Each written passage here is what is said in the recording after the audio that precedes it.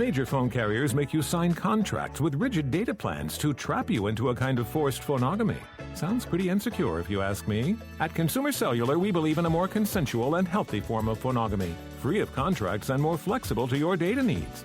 This way, you stick around not because we force you to with contracts and fees, but because you love our phone plans. Like ardently love our phone plans.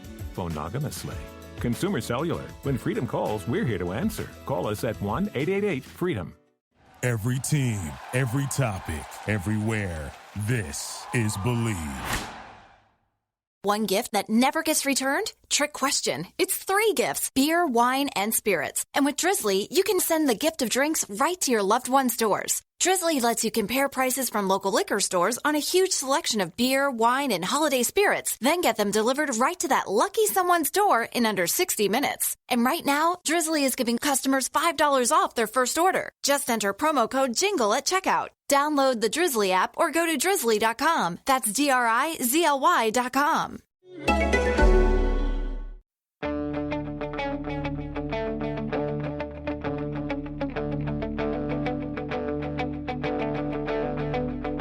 Ich warte seit Wochen auf diesen Tag und tanz vor Freude über den Asphalt. Als wär's ein Rhythmus, als gäb's ein Lied, das mich immer weiter durch die Straßen zieht.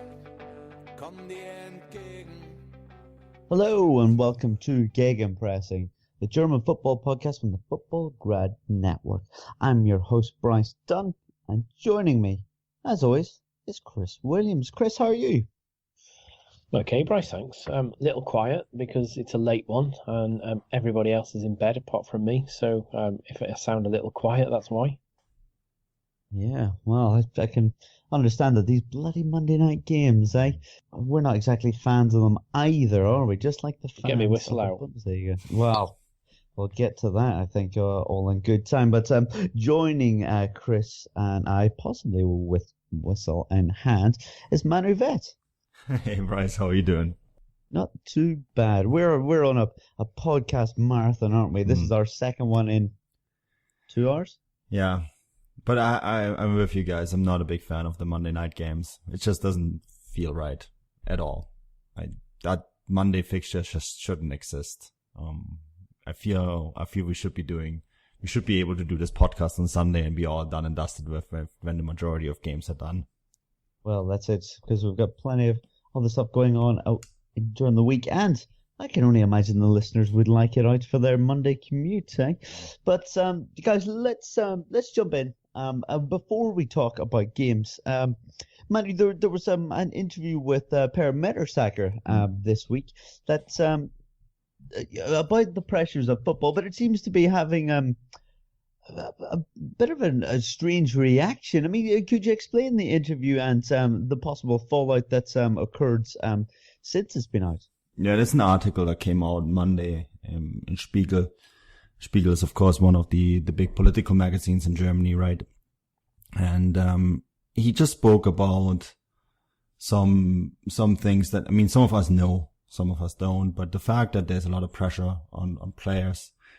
He said that before any game, before any kickoff, he almost feels like throwing up and does actually gag and tries to hide it, and because the camera is already then on. And I also spoke about that 80% of all players are all running to the toilet several times before a match, and that they can't keep in their food because of the pressure, right? Of course, these are professional players. We expect from them to perform on the highest level at all times, and but at the same time, I really get where he's coming from, because I can really sense that there's so much football going on right now, and there's so many games, there's coming more and more games. And one of the things that he points out, really the only time he does get a break is when he's hurt, when he's injured, because then he can go somewhere and just train on his own and have his own time and be really removed from the business. I think with the interview, really what we want to say, it's not that he really was criticizing the business itself, because he also said at the very end of the interview that he would do it all over again. It was all worth it. But I think what he really wants to is criticizing is the speed and the amount of games. Every day has to be a game. There's no time for recovery anymore. The amount of pressure that players get, not just in the game, but also outside of the game, is enormous. I mean, Chris, we were talking off the pod about an incident that you witnessed, right? And the fact that fans sometimes don't, and I mean, rightfully so, fans pay a lot of money for a lot of this stuff, but there seems to be a very, almost like a disconnect between the reality and the person. And maybe it is also just like a warning sign that this game is almost taken to some extent a bit too serious. Yeah, it is, and I've got a lot of sympathy for football players, especially when they're not playing.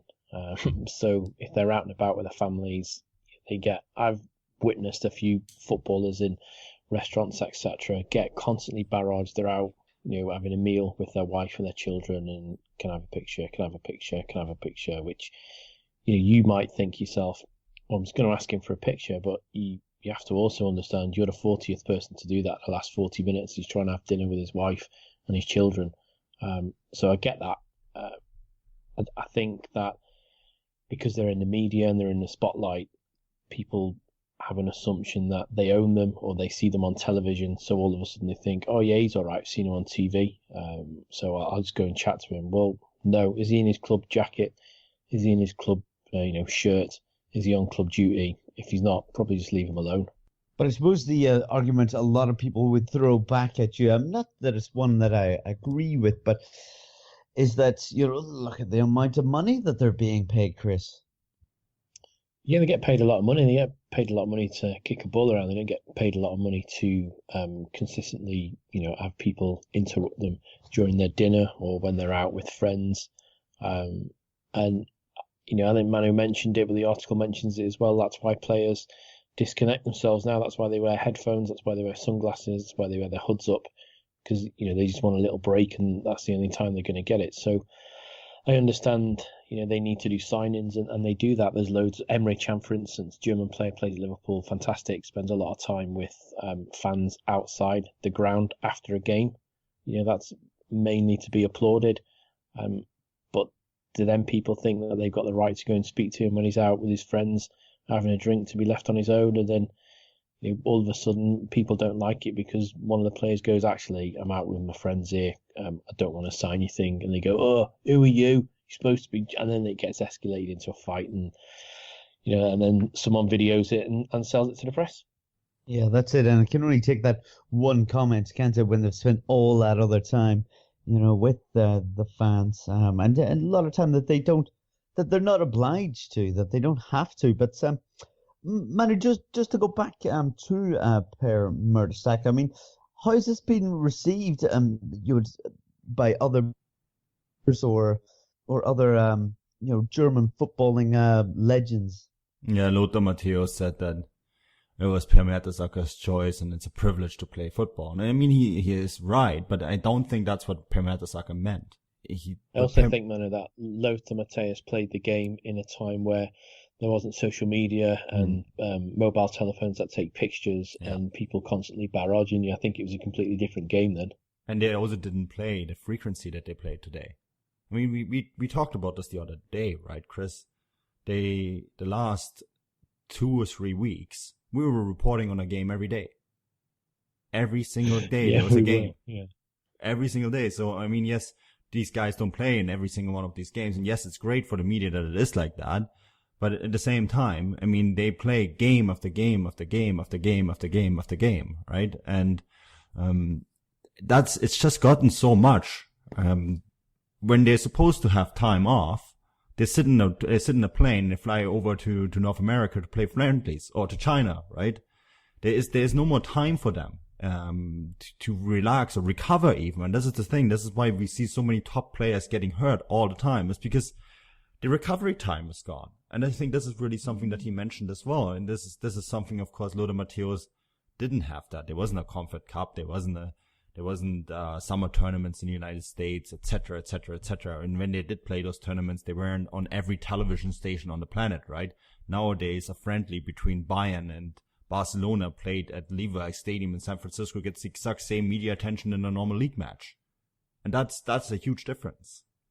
Yeah, well, that's it. I mean, Mertesacker, he does go, and it's not like he's ungrateful or that he regrets his footballing career. He does say in the interview, even if I had to vomit before every game and go through rehab 20 times, I would do it all over again. It was worth it for all the memory. So I don't feel that he's ungrateful, but I think he's trying to let people realize that there's a lot of pressure on footballers, and at the end of the day, they're human as well. I mean, a lot of us feel a bit nervous before interviews or before we go into work for whatever reason when you've got a presentation. These guys are being watched by millions every game. They're bound to feel pressure. And I think I totally agree with Chris as well that they don't have any private lives either, and that is something that's very difficult regardless of the money that you're earning. And yeah, Mateus has got to realize that it's a different era completely, isn't it? But guys, let's move on. Let's move past Per Mertesacker and speak about somebody that's in the current German side who's just signed a new contract for Borussia Dortmund, and that is Marco Reus. Chris, we'll go to you on this one. Obviously, Dortmund's a team close to your heart. Surely this is seen as fantastic news, though maybe some are saying that he's rather injury prone, and that this isn't as good a news as what some people are suggesting it is. I think this is very good news for Dortmund because he signed to 2023 and he's a very big figure, Marco Reus, not just in Dortmund but in Germany and the world beyond. He would have had plenty of offers from Premier League sides, from top Premier League sides as well. He probably would have had offers from Spanish sides to go and play there had he left Dortmund. So to say he's consistently injury prone, yeah, he's suffered from injuries, but when he's there and he's playing, he's as good as anyone else on the pitch on that day, if not better. And his return from injury and his return to form has sort of coincided with Borussia Dortmund's spike in performances. So it's excellent for that. But more than anything, he must have been told what's going to be happening next. So I think we're all aware that Dortmund aren't playing particularly well at the moment on the whole under Peter Stoger. Players have left the club, Aubameyang, Dembele. There's talk of Pulisic potentially leaving. So he's going to have to have been told something that's going to say, actually, yeah, I'm going to choose to stay at Borussia Dortmund for the next so many years until 2023. I'm not actually going to go and take the money from either England or Spain, which was there. So he must have been told something, which I think is exciting if you're a Dortmund fan or someone who you follow Dortmund, because I think it hinges on changes afoot, be that in the summer with either a new manager or new targets of players. I think he's already spoken about Michy Batshuayi. He wants the Chelsea loanee to be signed.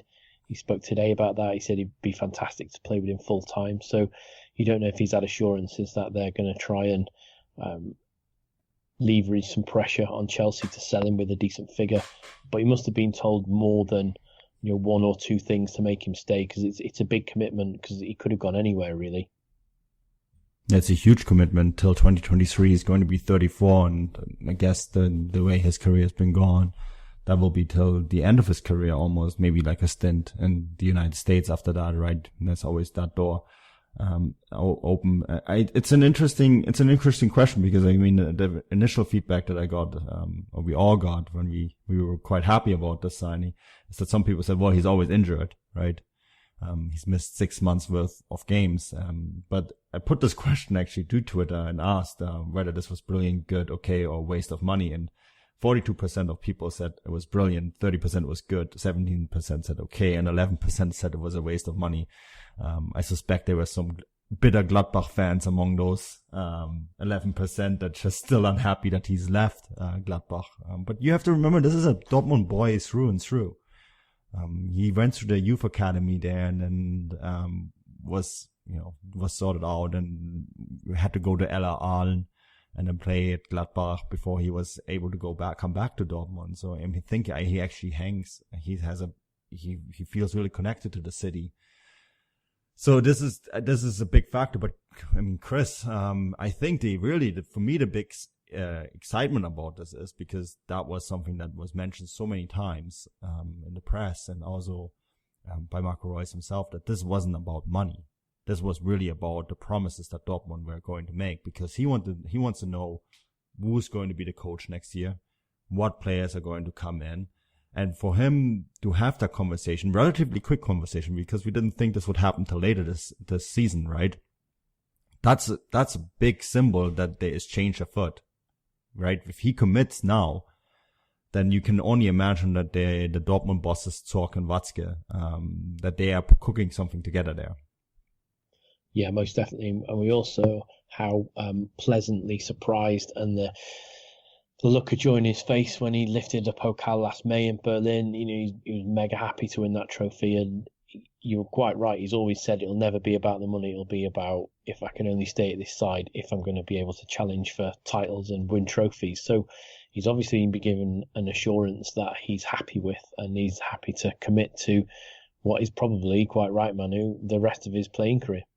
Yeah, it's definitely good news for Dortmund, in my opinion, as well. Manu, I think you're probably right in saying that clearly the club have told him something positive ahead of what I referred to earlier in the week as a rather big summer, possibly the biggest summer in years for Dortmund, because they'll be looking to fill that striker position. If it's not Batshuayi, then who will it be? Also, the coach uncertainty, even though Stoger is doing his very utmost to steer them in the right direction and keep that position.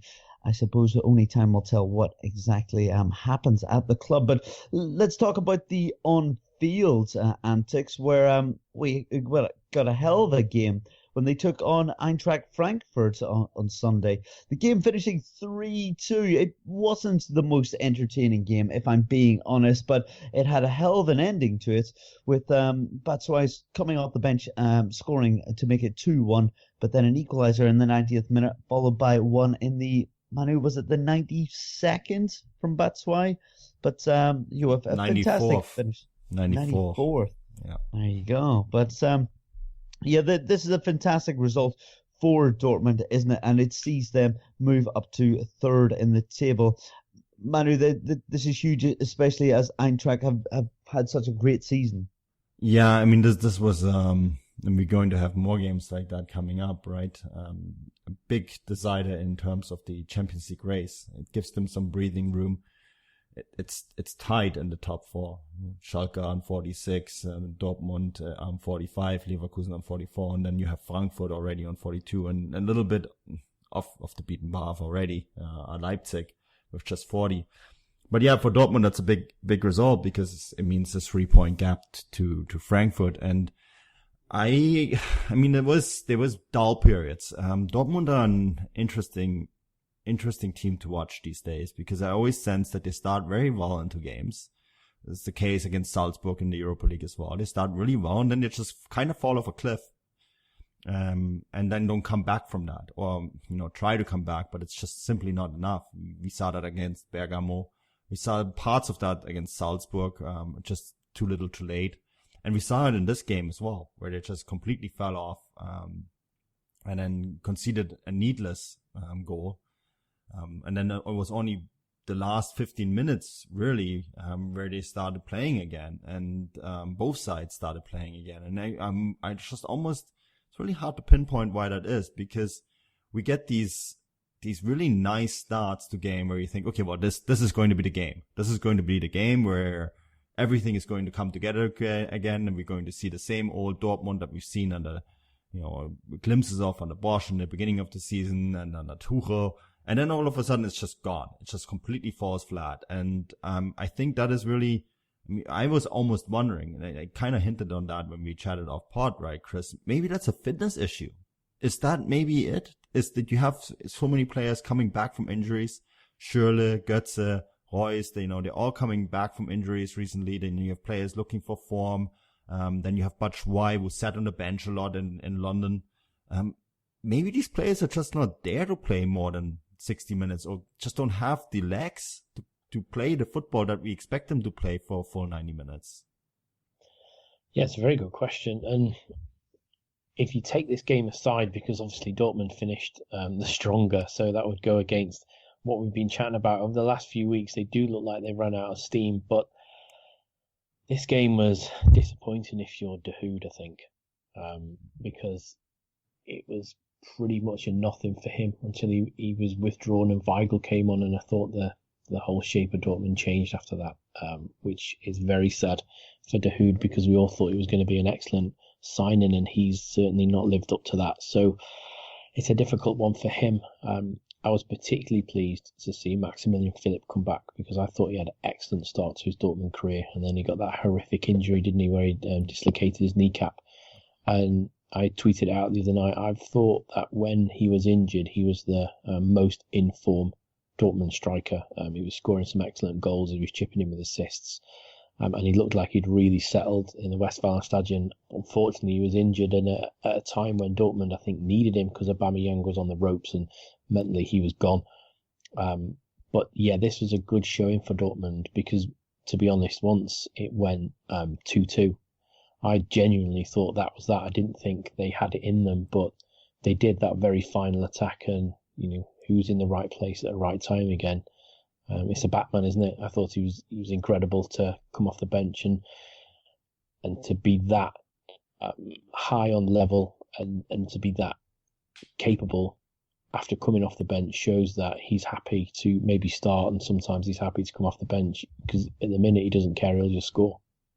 Yeah, I think maybe Batshuayi was given a little bit of a wake-up call by Stöger because he hasn't scored in 3 games, right, and was left on the bench, and he definitely, I think he did show the right reaction coming off the bench and basically say, like, look, I can still score goals. I'm not a fluke. I'm not a one-hit wonder.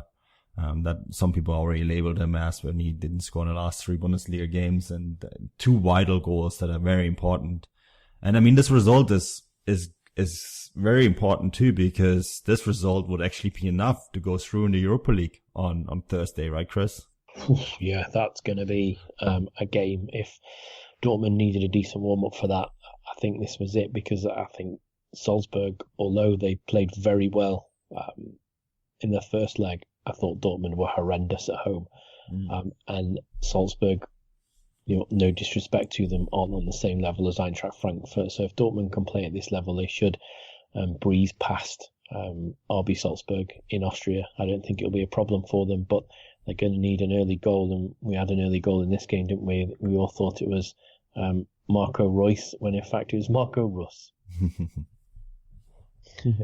Very nice indeed. Yeah, I must say, after that early goal, I thought that Dortmund were going to run rampant over Eintracht, but didn't quite turn out that way. And yeah, it'll be interesting to see how they react against Salzburg. Manu, we obviously said that this is a fantastic way to warm up for that game. Do you see them coming out on top and progressing to the next round? So the preview is already written. It's not posted yet, but it's written, and I put down 4-1 for Dortmund. I just have a sense that it's embarrassing. As a German, it's I live very close in Germany to the Austrian border, and when you are Piefke, as they call us, then you do not want to lose to them. And an Austrian team had never won in Dortmund, ever. And that's already embarrassing enough. And I think there's a lot on the line in, Germany, Austria, that rivalry. Austria is one of Germany's biggest rivalries and for rivals in football, in period, and in every other sport as well. So I think anything but a dominant Dortmund result in Salzburg will be an embarrassment. And I don't say that lightly, but that's the case. So I reckon that if a normal Dortmund side shows up, they can really do some damage there in Salzburg, because Chris is absolutely right. That first game was that was a shocker. There's nothing there. When they finally did wake up, it was too little too late. And I think that they're going to do anything in their power to rectify that. Yeah, is it just me, or does it still seem like Dortmund are receiving a lot of a lot of criticism at the moment because they're maybe a little bit flatter than what we're used to seeing when they were under Klopp, under Tuchel, even at times under Busk. But they haven't lost now in the league in 12 matches.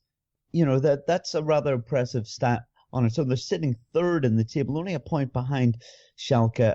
I feel a win at the midweek and then at the weekend against Hanover, we'll set them up in good stead to then take on Bayern. And I don't know, Chris. Did you feel that maybe criticism is still a little bit harsh on them? Oh, that's a good question, Bryce. Defense is still out on Peter Stoker for me because I think his Dortmund side have been pretty dull at times, and that is not what you want to see if you're going to the Westfalenstadion week in, week out, especially if you look at the play they are playing under Tuchel, which I thought at times was excellent. And then obviously you've got Klopp before it, Boris last season, where they were excellent, winning titles, winning Pokals, getting to Champions League finals. Even under Tuchel, they won the Pokal and they're playing very good football. Got through to the latter stages of the Champions League, probably would have got through a lot further if they hadn't gone through the horrendous ordeal that they did. And then we went to what was Peter Bosz, terrible time in Europe, terrible time in the league. Peter Stoger's come in, he sort of steadied the ship, but it's not exciting football. And then he's sort of stuttered in his first test in Europe. Obviously didn't do particularly well with FC Cologne in Europe, and now he's come in and he didn't really have a good time. They've just about scraped through the previous round. They're behind on away goals in this current round. So I think it's important for him that they have a good result in Salzburg, because otherwise it says that this manager potentially can't navigate through the Europa League. How's he going to navigate us back through the Champions League groups? And that's my only concern. And I know you're quite right, they haven't lost in a while, but they also haven't won convincingly. Apart from this match, I think the last minute winner and the way they went against that match to try and win it was credit to them and credit to the way Stoker's got them to try and play football. But at the end of the day, I still think they're really poor at the back. Yeah, that seems to be an issue that is going on and on and on for Dortmund, with them being a rather back. Manu, before we move away from this fixture, I'd like to just ask a little bit about Eintracht Frankfurt. They've had a rather positive season, haven't they? They're still sitting in fifth. They have lost 2 of their last 3, but it was positive signs in the second half that they could get back into the game. The first half they had only 1 shot, second half they had 9, and they looked a different side against Dortmund. They're going to be facing Mainz this week. You'd imagine that they'll probably get back on track, won't you? Yeah, it's a derby. It's the Main derby. I mean, Mainz have been a dreadful side. We have almost too many dreadful sides in the Bundesliga at the moment, unfortunately. And Mainz is definitely one of them. They're not a fun team to watch. I believe they played on Friday against Schalke, right? And we were chatting, and it was just a sleeping pill of a game. And so yeah, I reckon that Eintracht Frankfurt on current form, they were very, I don't want to say unfortunate because I don't really believe in luck, but they took it to Dortmund, and they were a very good side, and they are a lot of fun to watch because they just never give up as a team. They keep going and going and going, and I think they will get their 3 points against Mainz, which means that the 3 other teams that are ahead of them in the standings, they will have to do their utmost to get their points, because Frankfurt is going to keep chasing them. And I suppose, Chris, with that, with Eintracht chasing the likes of Dortmund, and they're also being Schalke, Leverkusen, RB Leipzig as well. Would the Europa League possibly be their best chance of getting back in the Champions League next year? Who, for RB Leipzig?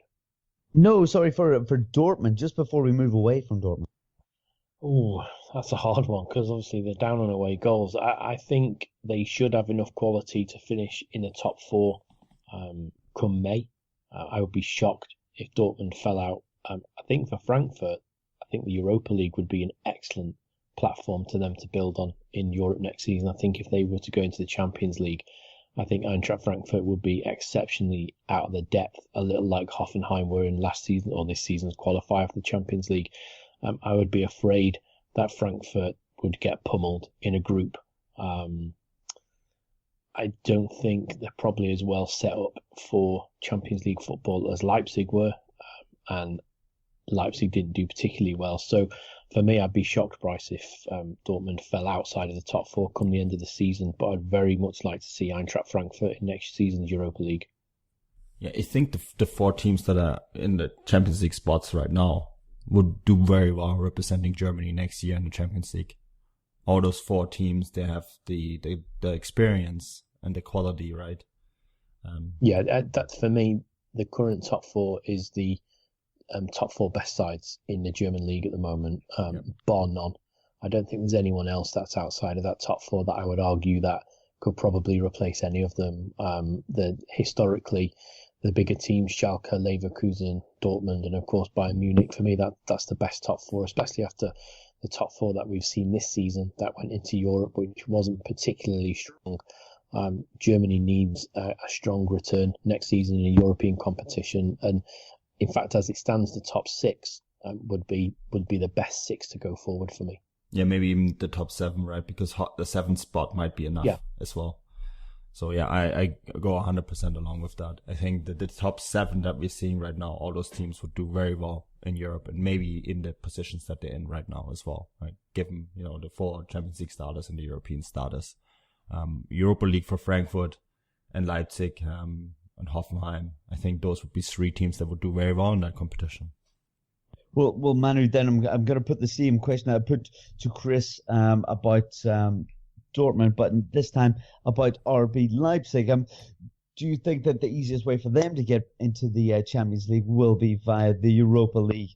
And how do you feel that they're going to get on in the match coming up against Zenit when they're already 2-1 up? But I suppose Zenit do have that away goal.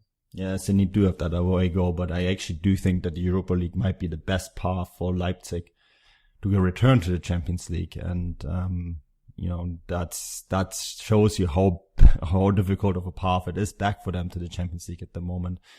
It's really hard to predict this match, Bryce. I did write a preview and I cover Russian football quite a lot, and Zenit have been very poor since the winter. The only match that they won was the 3-0 victory against Celtic in the return leg in the Europa League at the previous stage, the round of 32. At the same time, this is a very good team, right? But they can't get more than a 0-0 draw against Amka Perm, or a 0-0 draw against Rostov. And I think the game in Leipzig, they were actually quite fortunate to get this kind of result. And I don't mean scoring a goal. Leipzig should have maybe scored 3 or 4, and put this tie to bed. Now they're going back to St. Petersburg, to the Kristovsky Stadium. It's a loud facility. It's a tough stadium to build in. St. Petersburg fans, this is a huge city with only one club, right? So the entire city is behind this team. There's a very passionate supporting base for Zenit in the city of St. Petersburg. So this will be a tough test. And I mean, traveling to St. Petersburg, this is a long distance flight as well. It's something that this young side has never experienced before. And St. Petersburg have been in European competition for a long time. And, you can't take it you have to be careful when it comes to that. I think that Leipzig, facing Zenit at the right time, because they're struggling. There was a minor scandal with Roberto Mancini on Instagram today, because he said something not so nice to a Zenit supporter that put a comment underneath one of his pictures. So there's something brewing in St. Petersburg at the moment, something that we will discuss in depth tomorrow on the Football Grad podcast. But at the same time, this is a good team. So, and at the same time, you have to go all the way to Russia. You have to play there, and there's lots of big European sides that have gone to St. Petersburg and have lost there. I mean, Bayern Munich played there in 2008, I believe, in the Europa League, or UEFA Cup semifinal, it was then, and they lost 4-0 in St. Petersburg. So this is not a side that you should underestimate. It's going to be an interesting tie. I know that much. And I want to thoroughly look forward to quite the perfect tie for the Football Grad Network. But Chris, I feel we need to speak a little bit more about, and yes, we've spoken about them plenty in the last few weeks, but about Hamburg. Things obviously didn't go too well against Bayern. They lost 6-0. That was kind of suspected, to be honest. I mean, they've shipped a lot of goals against Bayern over the last few years, but not just the clock is about to stop, but actually Bernd Hollerbach's time as coach has stopped as well after only 6 weeks. Would you say, Chris, that they're making these changes as they realize that this is the time they are going to go down? Danny Pellegrino here with a very merry iconic podcast, here to tell you about AMC Plus. With Best Christmas Ever on AMC Plus, every day feels like Christmas morning. From new holiday favorites like Elf and one of my personal favorites, National Lampoon's Christmas Vacation, you can spend the holiday season opening up only the good stuff. Plus, you'll get a stocking stuffed with highly acclaimed AMC series like The Walking Dead and Mad Men, new series like Gangs of London and The Walking Dead World Beyond, and you're also getting your favorite iconic Christmas movies without having to search. AMC Plus is available on all your devices. AMC Plus, only the good stuff. It wouldn't be the holiday season if there wasn't candy, right? Celebrate the holiday season with the Holiday Crush. They've sprinkled candy with a holiday theme and fun-packed challenges every week for 5 whole weeks, finishing on January 4th. The more challenges you complete, the better your chances of unwrapping delicious rewards. So, are you ready to crush the holidays? Play the Holiday Crush now. Download it from the App Store, Google Play, or Windows Store for free. Terms and conditions apply. Yeah, I mean, wow, what's going on at Hamburg? It's potentially the worst situation I've seen. You've got managers or head coaches coming in when I didn't really think one needed to go. I didn't think Distal needed to go. I thought he should have been given a bit more time. They brought Hollerbach in. He's lasted what seems to be 2 weeks. I know it's a little longer than that, but it feels like he's 2 weeks now. They brought Christian Titz in, which is going to cause lots of hilarity in the English-speaking world with his last name. But it's not just that. It's what's happening on the pitch. We said, I think, was it a week or 2 weeks ago, they just look like players playing a contract out. They don't look interested. We specifically mentioned about Cologne and how they were playing very, very well, and they looked like they were up to the fight. Hamburg don't look like they're up for a fight at all, and to get beat 6-0 in the Allianz, I think they did quite well there, because I predicted that they would get hit for double figures. That's how bad they've been playing at the moment. And not only have they got that, they've got that horrendous clock that keeps ticking, which is a millstone around anybody's neck. They've now also got their ultras turning up to their training ground and putting crosses in the field. So it's a bad situation at Hamburg, and one that I can only see getting more sour as the weeks knock on towards May. Yeah, I told a friend of mine about this clock, and someone who doesn't regularly watch football, and he said like, "Oh, that kind of reminds me of those factories where they have a no incident since clock in." And he said, so it's sort of like that. It's like, the longer the clock ticks, the more likely the accident is actually going to happen. And I was like, oh, that's a very good analogy. Because we have made fun so much of this clock, and I'm pretty sure the clock is going to end. But it's these changes and these things that are happening in Hamburg right now.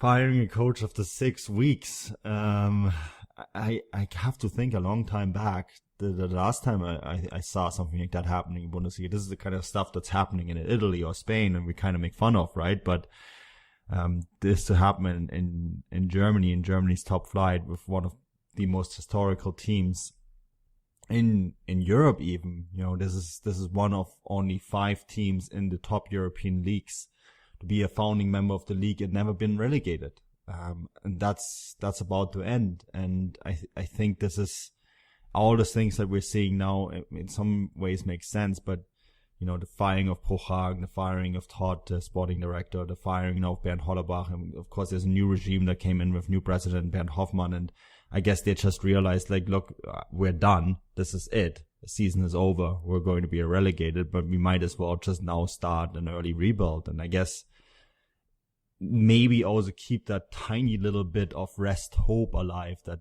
maybe there is a miracle, although I don't think that's going to happen to stay in the league.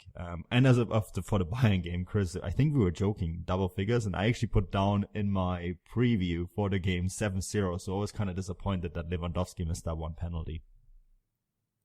Yeah, then you would have had it spot on, eh? But I'll ask both of you guys here, even though I don't think we expect that much. Do we see new coach Tits getting that new coach bounce that you see sometimes when a coach comes in? I mean, they're going to be playing Hertha next in the league, who have not scored in 4 games. Chris, I mean, do you see them getting any sort of joy, even if we do think that whatever they achieve the end of the season is a little too late?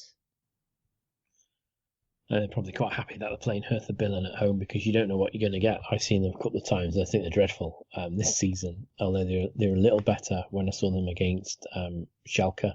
I just thought they couldn't find their scoring boots. If they play the same way they played in Hamburg against if they play the same way against Hamburg as they did against Schalke, I think Hamburg are going to get beaten again. But you don't know what you're going to get with that Hertha side, which is why they're languishing in 11th place, because it's 1-2 skip a few, 3-4 draw some more. You don't really know what you're going to get with them. So it's a chance for them, but I can't see new manager bounce.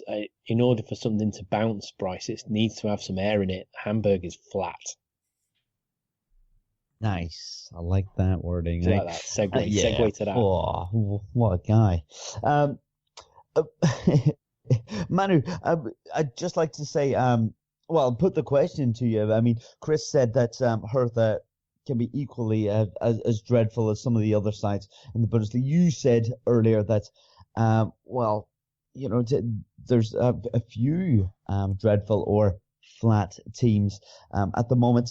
If we look from Hertha downwards in the table, so that's 11th. I mean, are there any of the teams there, Manu, that you actually rate in any way? Oh, yes, in playing attractive football. Playing attractive football, or you think that they're a good side in any way, any positives really?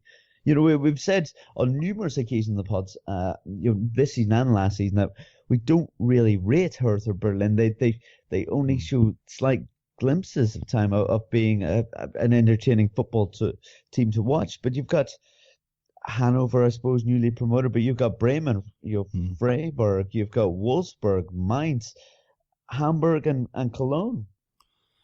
Yeah, there's a general. There's a lot of coaches. The league is very tight behind Bayern, right? So a lot of coaches play football that's more oriented towards getting results rather than playing good football. Köln are actually one of the sides that are trying to play good football and it's not getting them anywhere. It's really it's an almost an unfortunate thing right now that it feels sometimes the league has been flat. It's not just Berlin. It is a bunch of teams that just seem a little flat at the moment. There's a bit of a lack of culture when it comes to football. There's a few teams that are fun to watch. Frankfurt is one of them. I enjoy watching Leverkusen quite a bit as well. Stuttgart at the beginning of the season were actually a fun team to watch, but right now have gone under Korkut. Great run of results. I mean, they're pretty much out of the clear now. They're most certainly going to avoid relegation, but they have done it by sacrificing a certain sense of culture about them, right? And that's something to be criticized about. Hoffenheim, their football has improved in the last couple of weeks, but there was also a period where they were just not great to watch. And I mean, we talked about this about Dortmund.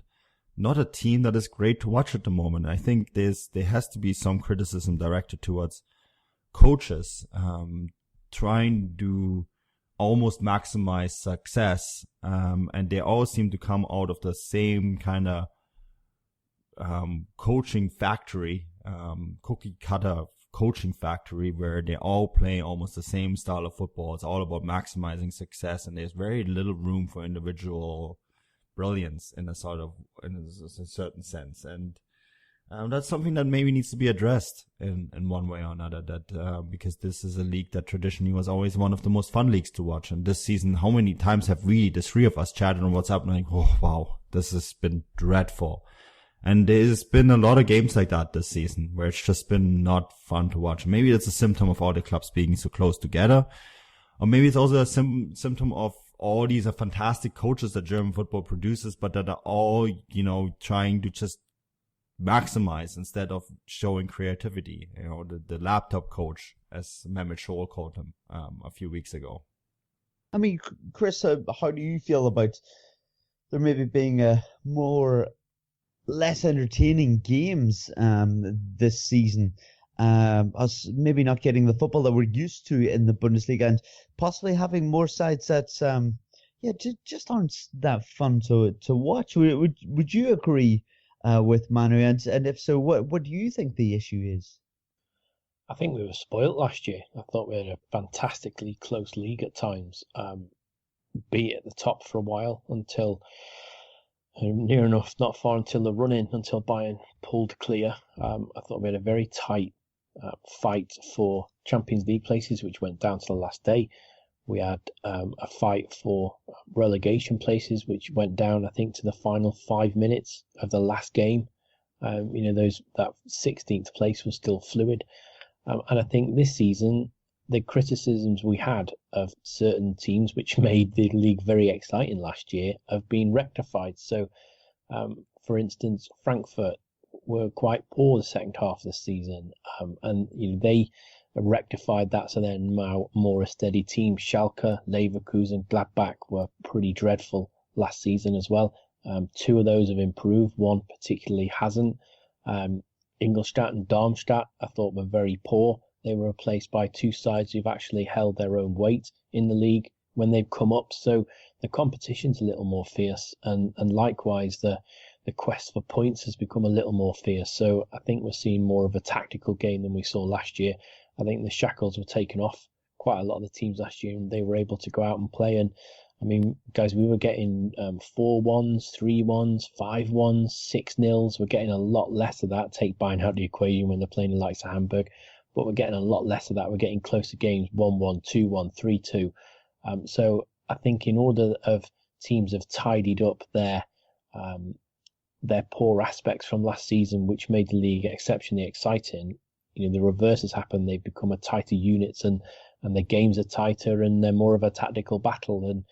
And teams have faltered when they shouldn't. Dortmund faltered when they shouldn't. Leverkusen have faltered, and Schalke have faltered as well. And that's all helped Bayern Munich race away with the league. And I think that tends to affect people. If you're Schalke, you're playing for second place. No one really wants to do that at the start of March.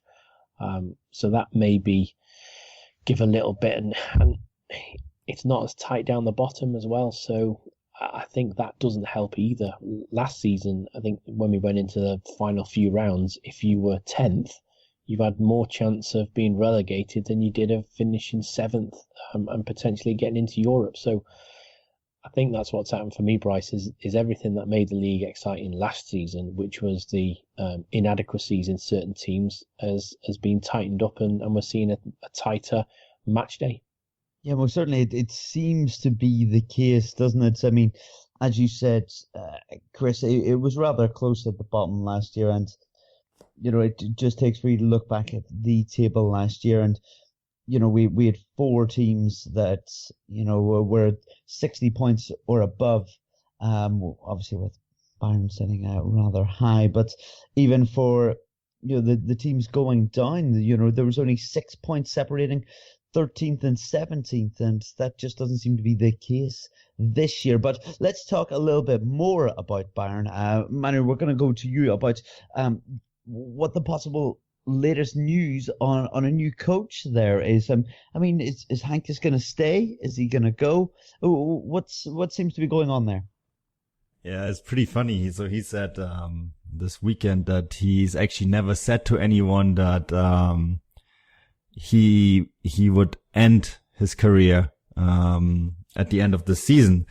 Unfortunately for him, and I talked to my dad about this, ZDF and ARD, the two big German television stations, actually then went out and found a video of him saying, "This is definitely my last season at Bayern." So they kind of threw his own quote back at him. But it kind of shows maybe, Hoeneß has been trying to fight on that front and trying to convince Heynckes to stay on long term. So maybe he's slowly but surely weakening Heynckes' resolve to end his career after this season and maybe hang on another year. It's a big question mark. I think that there is really only two candidates for next year, and that's Heynckes. And if Heynckes says to Hoeneß, if Heynckes one morning wakes up and or one day is at home and his dog Kando barks at him in a certain way, and then he decides, then that's the way it is for me, my career is over, or he interprets it as a way that his career is supposed to last one more year, then he's going to phone Hoeneß and say, look, I'm going to do one more year, and then Heynckes will be their coach next season. If he doesn't decide that he wants to continue, then I think it will be someone else. And then I personally think that someone else is likely going to be Thomas Tuchel. Simply because he is Karl-Heinz Rummenigge's favorite for the job. And we all seen the way Tuchel plays football. I think it's a very good way of playing football. I think the only thing that Bayern are concerned about with Thomas Tuchel, and this is, Chris, we talked about this, is the way things ended at Dortmund, right? That's a big dark cloud that's hanging over Tuchel's head in a sense, because the things that you hear from Dortmund is that he lacks empathy, right? That he doesn't work well with other people, and that he is very much only geared towards the success on the pitch, but he does something that we call in German the Zwischenmenschliches. He lacks the human element. Yeah, and if they want a coach who is going to take them as close to Guardiola, and let's not forget that Bayern played some lovely football under Guardiola, then Tuchel's the answer. But what Tuchel doesn't have that Guardiola had is the ability to man-manage, the ability for him to put his arm around youngsters and to be able to coach them and really get them ready for a game. And he also doesn't have the ability to put his arm around senior players and be able to be, like Manu says, empathetic and tap into, what makes Thomas Muller tick will be completely different what makes Kimmich tick. And Guardiola is the type of manager and coach who can tap into those signifiers that make players play in a certain way. I don't think Thomas Tuchel has that. He's very much a black and white guy. This is how it is, and he hasn't got the ability to stray into grey and stroke players. And we have to remember that football players are at the most of the time are needy guys, and they go from being insecure to being overconfident, and you need to have the right management style as a coach to deal with that. And I don't know if Thomas Tuchel has that, and if he can't have that at Dortmund, and I think Bayern's a bigger step up with regard of expectation and with level of player that is there. You look at who's at Bayern at the moment. You've got Mats Hummels, you've got Robben, you've got Ribéry, Muller's there, Wagner's there. He's quite an outspoken guy. I think there's potential for all those players to clash with Thomas Tuchel and for it to go as bad as it did at Bayern, as Bosch did. Not in playing style, but with dressing room compatibility. And if you lose a dressing room as a coach, as we all saw with Ancelotti, you're gone. Mm-hmm.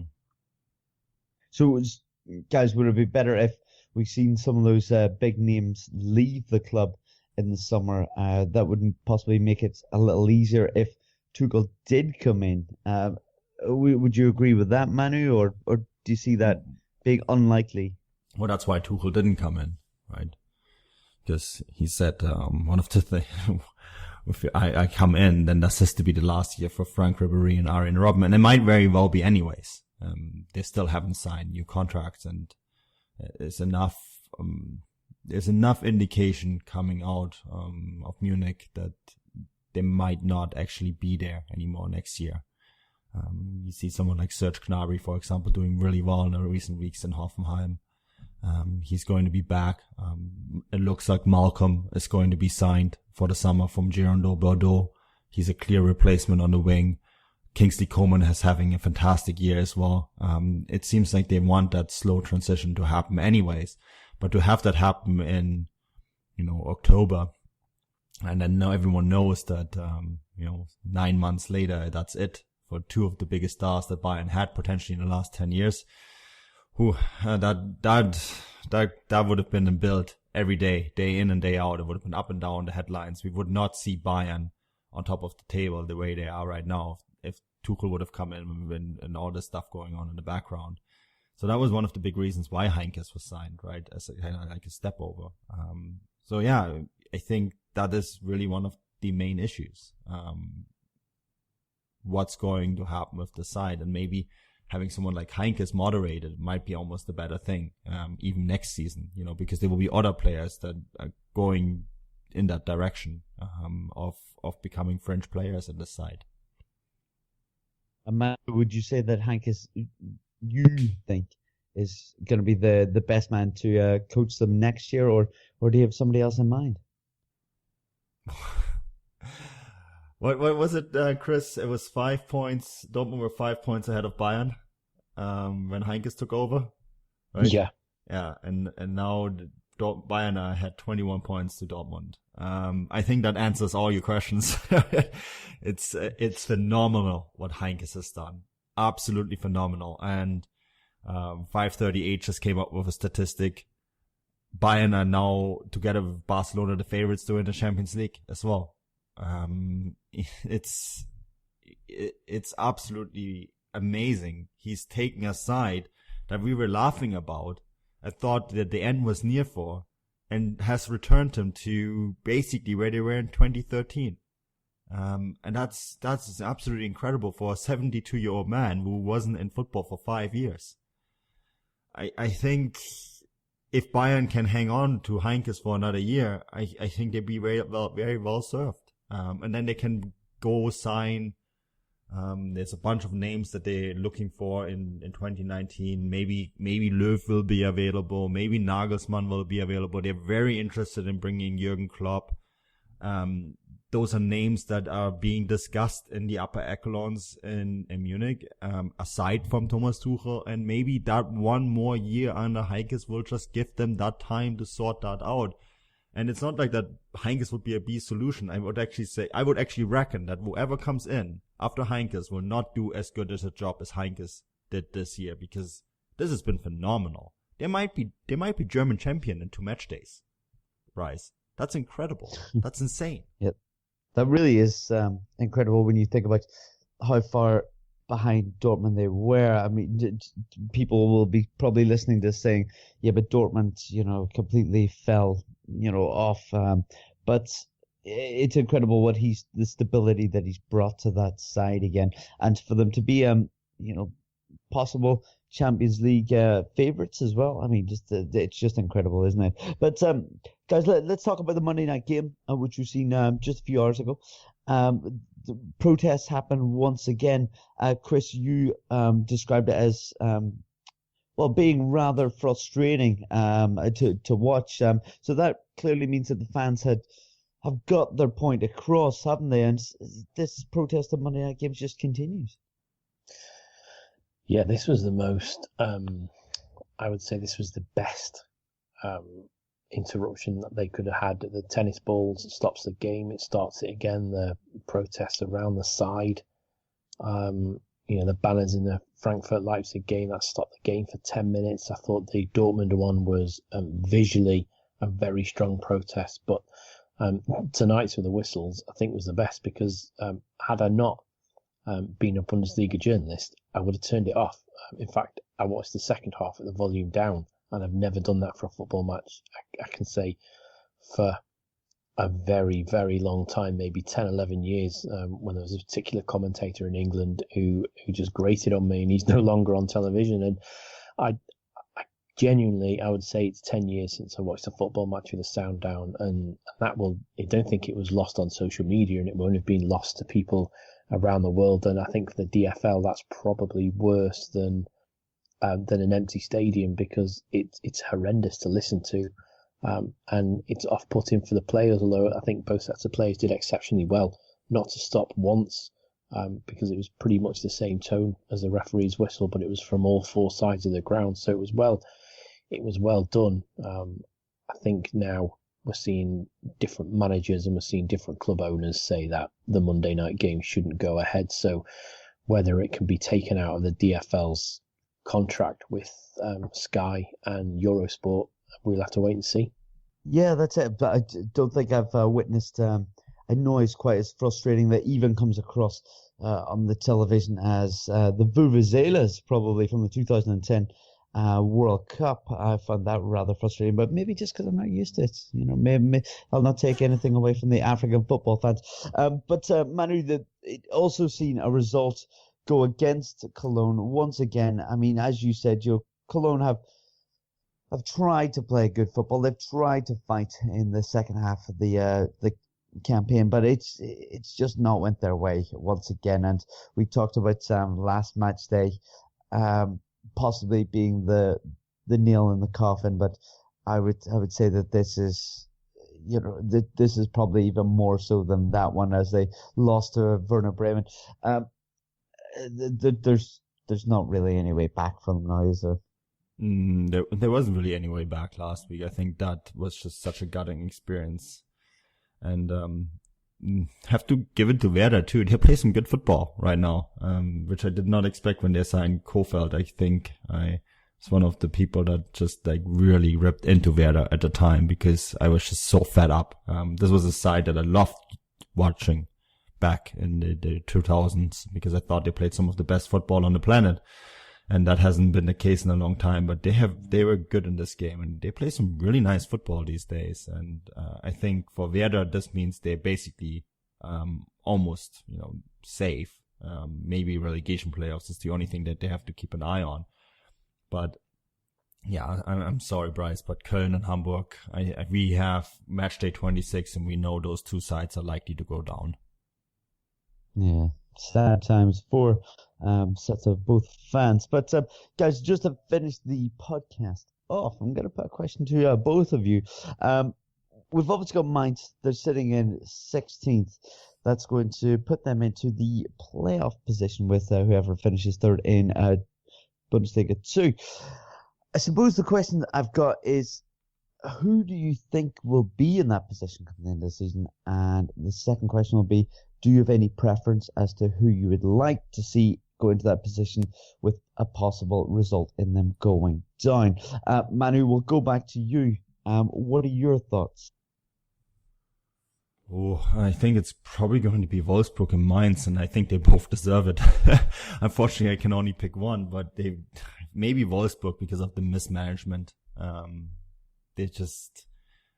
I said it a few weeks ago. If you have the same wage budget than Atletico Madrid and you're down there, you definitely deserve it. And Chris, who would you imagine will be in that position come the end of the season, and who would you prefer had the possibility of going down? Oh, it's a really hard one, that, because they're both as bad as each other at the moment. Who do I think will be there?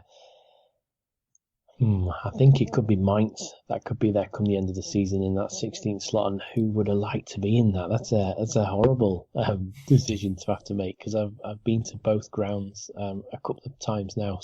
And they're both exceptionally friendly places, and the people we deal with are exceptionally nice people as well.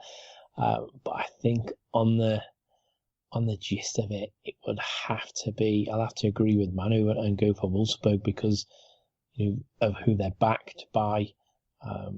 And the money that they spend, I think, and the way they played last year and they ended up in it, and they haven't learned a lesson again from this season, I wouldn't be surprised to see them in 16th and be in another relegation playoff. And will they be as lucky this time? Who knows? I mean, I think they were lucky that they played Braunschweig last season. I think if they would have played Union Berlin, if Union would have just managed to creep into that third slot, I think we would have been looking at a different team in the Bundesliga this season.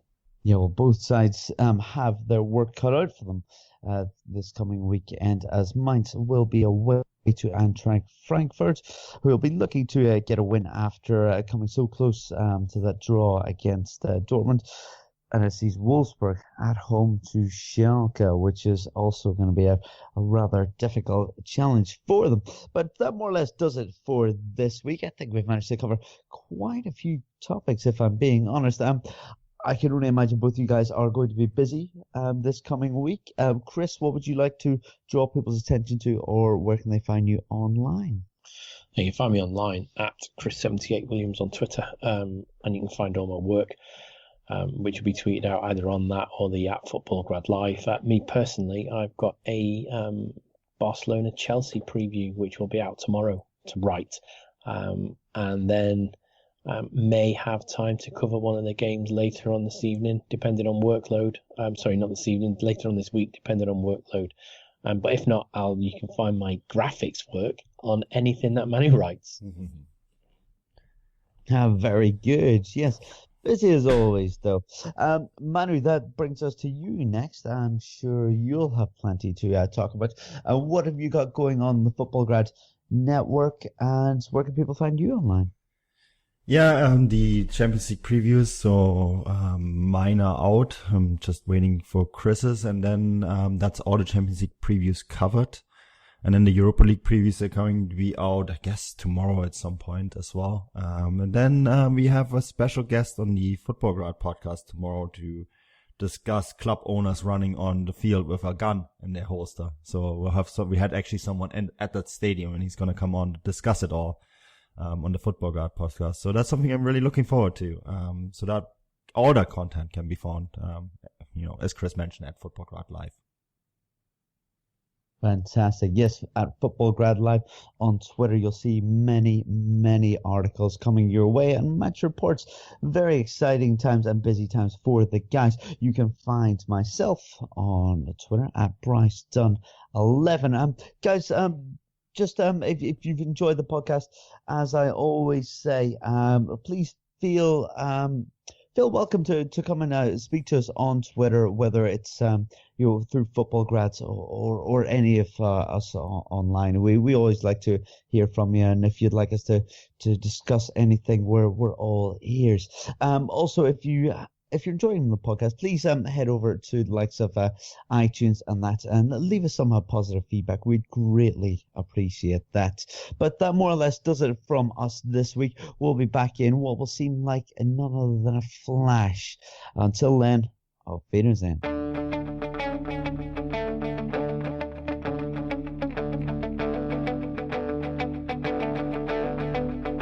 Ich warte seit Wochen auf diesen Tag und tanz vor Freude über den Asphalt, als wär's ein Rhythmus, als gäb's ein Lied, das mich immer weiter durch die Straßen zieht. Komm dir entgegen, dich abzuholen.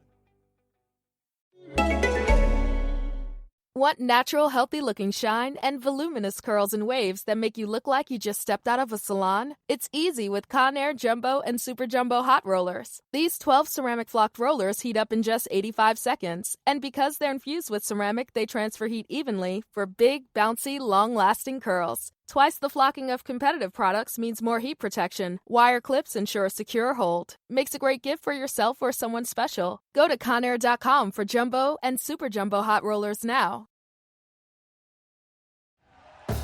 Thank you for listening to Believe. You can show support to your host by subscribing to the show and giving us a 5-star rating on your preferred platform. Check us out at Believe.com and search for BLEAV on YouTube.